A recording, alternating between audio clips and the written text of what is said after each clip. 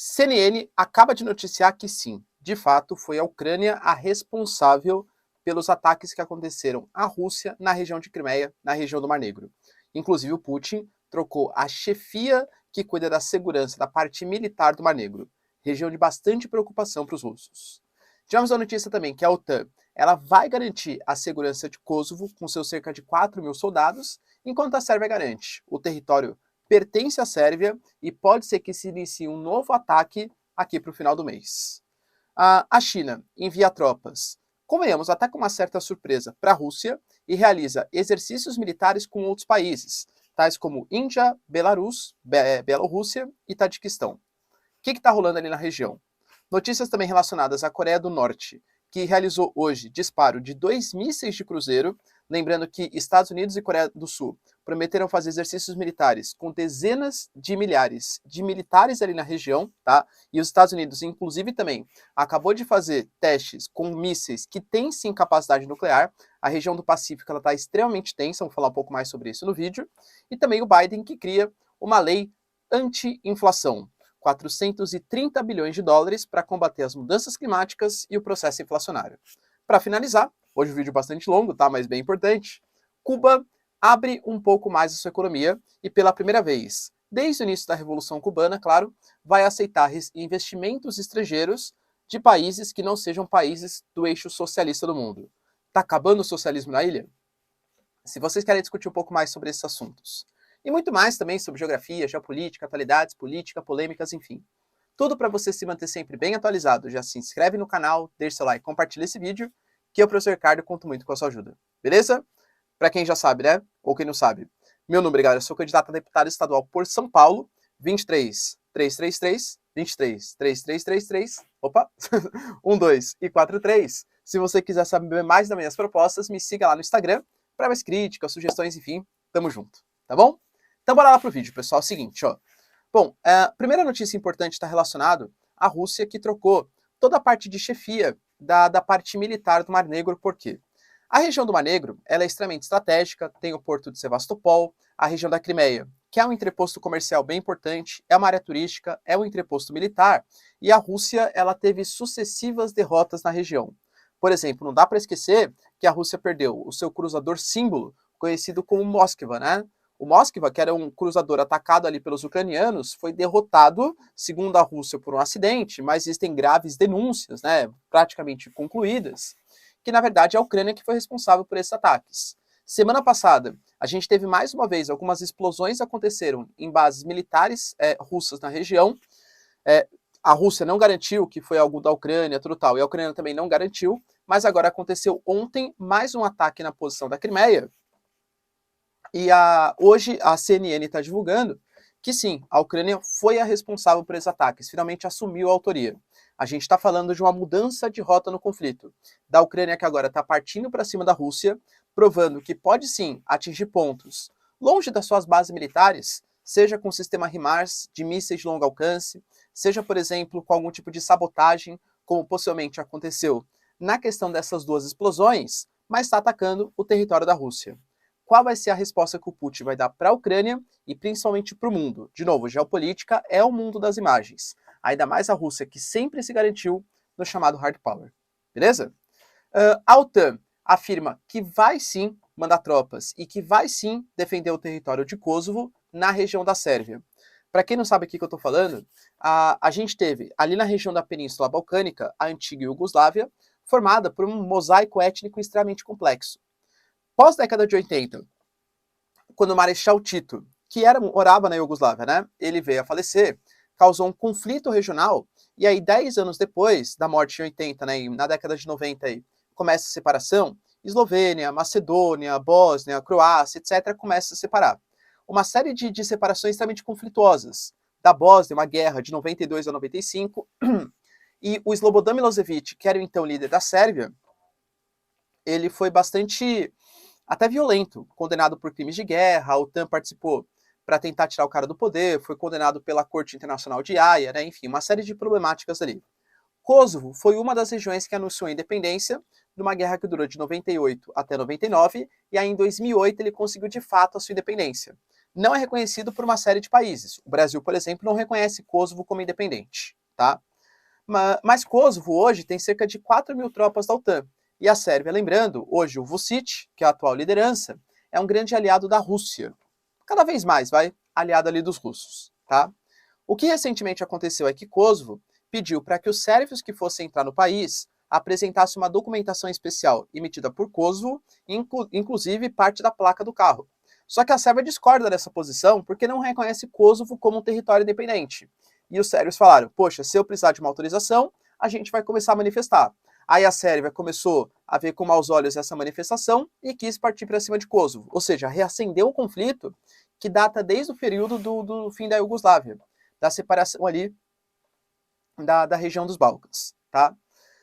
Por que isso é um conflito perigoso? Porque a Sérvia, como falei para vocês, é uma aliada da Rússia, hoje cada vez mais o Vučić, enquanto o Kosovo tem ali tropas da OTAN. Então, um conflito entre Sérvia e Kosovo pode colocar em lados opostos OTAN e Rússia, em mais uma vez, né, em mais um conflito. Lembrando que os kosovares, eles têm mais de 90% de descendência albanesa. A gente vai ter um jogo, novamente na Copa do Mundo, entre Suíça, que tem ali jogadores como o Shaqiri e o Xhaka, que tem descendência albanesa, contra a Sérvia.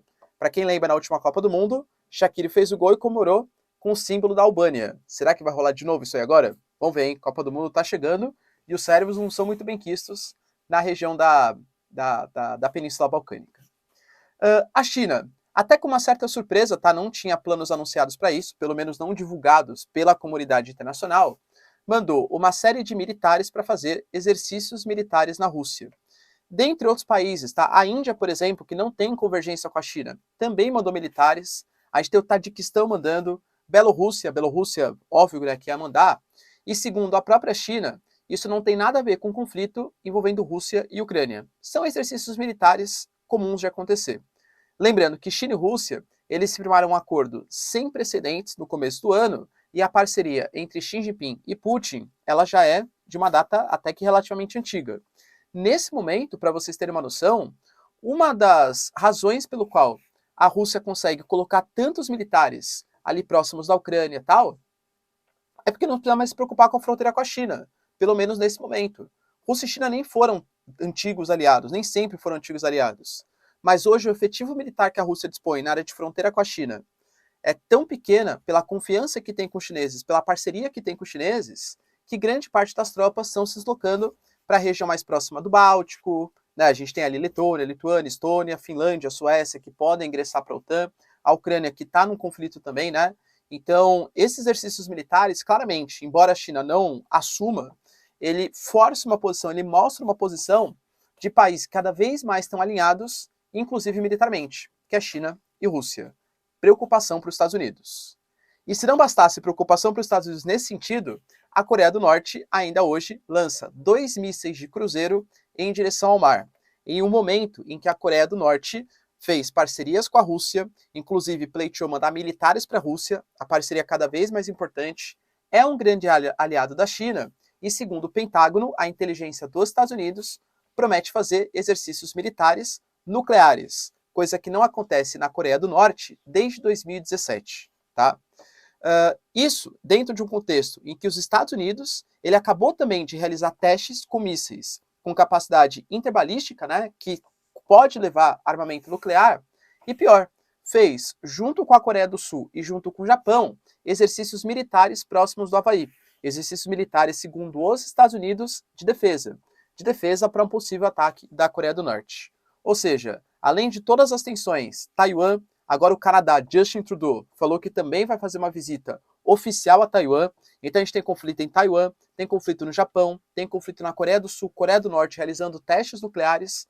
Assim, a região do Pacífico Índico, ela está extremamente belicosa, extremamente conflituosa. Professor, mas não tem alguma solução? Tem. A Coreia do Sul, por exemplo, está pleiteando fazer uma aliança, fazer uma espécie de financiarização, fazer um investimento na Coreia do Norte, desde que a Coreia do Norte abra mão do seu arsenal nuclear. Eu, particularmente, acho que isso é muito mais como se fosse uma espécie de uma ofensa à Coreia do Norte. Ó, Coreia do Norte, pô, vem do meu lado. Eu, Coreia do Sul, sou toda boazinha, sou da paz. Eu te forneço ajuda econômica para você abandonar o seu programa nuclear. O Kim Jong-un já falou 350 milhões de vezes que a Coreia do Norte não será uma Líbia, que abrir mão do seu arsenal bélico, e aí, em nome, né, de uma defesa, tal, de uma passividade no mundo, e no final das contas, acabou sendo invadido pela OTAN assim que começa a Primavera Árabe, tá? Então, a Coreia do Norte não vai abrir mão do seu arsenal nuclear, e claro que a Coreia do Sul está fazendo isso como se fosse uma espécie de provocação, né? Eu te ajudo, já que você precisa financeiramente de mim. O governo Biden cria uma lei que eu acho pelo menos o nome bastante peculiar, né? A lei anti-inflação. Eu adoro quando as pessoas vão resolver economia com lei, né? Pá! Então, na canetada, existe uma lei anti-inflação. Cara, desculpa, inflação é um processo econômico. Não é uma assinatura de um papel que vai consertar uma inflação, tá? Mas, enfim, o governo Biden lançou uma proposta que vai alçar mais 430 bilhões de dólares em basicamente 2 projetos. Porque a lei se chama Lei Anti-Inflação, mas ela mexe em outros setores também. Basicamente faz financiamento para uma série de formas de energias alternativas, então ligadas a hidrogênio, ligadas à capacidade solar.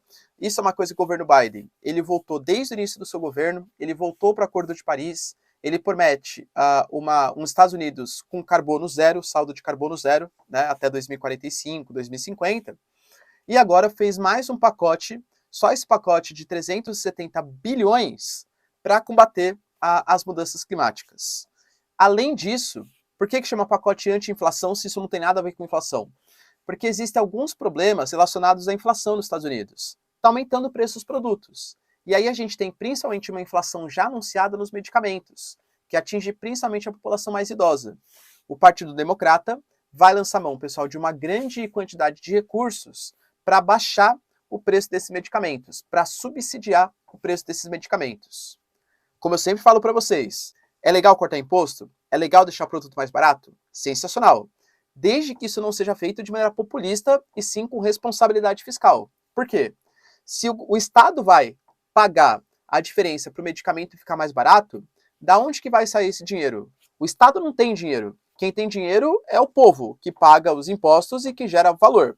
Se o Estado está pagando essa diferença, esse dinheiro está vindo de algum lugar. Poxa, se é de impostos considerados mais justos e a população concorda que os medicamentos têm que ficar mais baratos, pô, legal. Mas se for injustificável, da onde que vai sair esse dinheiro?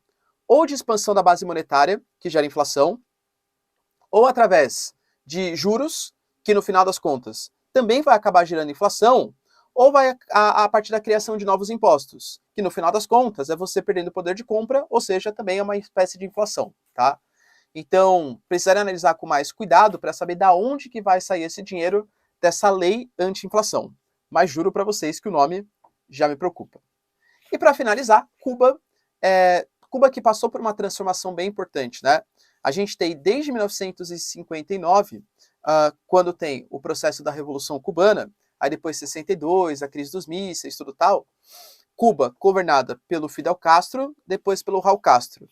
Pô, galera, há anos atrás, o atual presidente de Cuba não é mais alguém ligado à família Castro. Inclusive, o próprio Raul Castro, ele nem mais chefe do PCC é. Cuidado, né? Do Partido Comunista Cubano ele é. Hoje, a função é exercida de presidente pelo Miguel Díaz-Canel, que sempre se considerou como um castrista. Ele é um admirador do governo Castro em Cuba, né?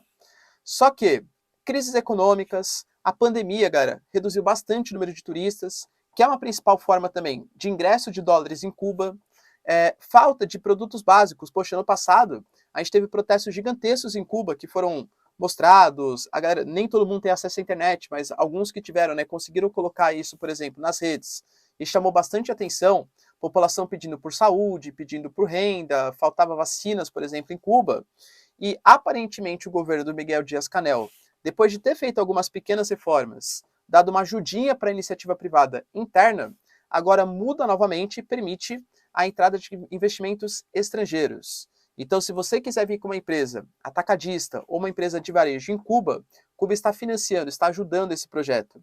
Criou até uma estatal para facilitar esse intercâmbio, tá? Segundo eles, a melhor proposta, claro.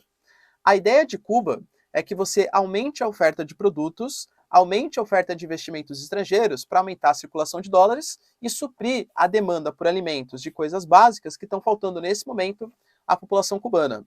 há uma ideia também de Cuba que essas empresas de varejo e de atacado consigam fazer investimentos importantes para aumentar a produção em Cuba, ou seja, uma produção nacional. E o investimento estrangeiro, o capital estrangeiro, viria mais ou menos nesse sentido. Proposta interessante, Cuba.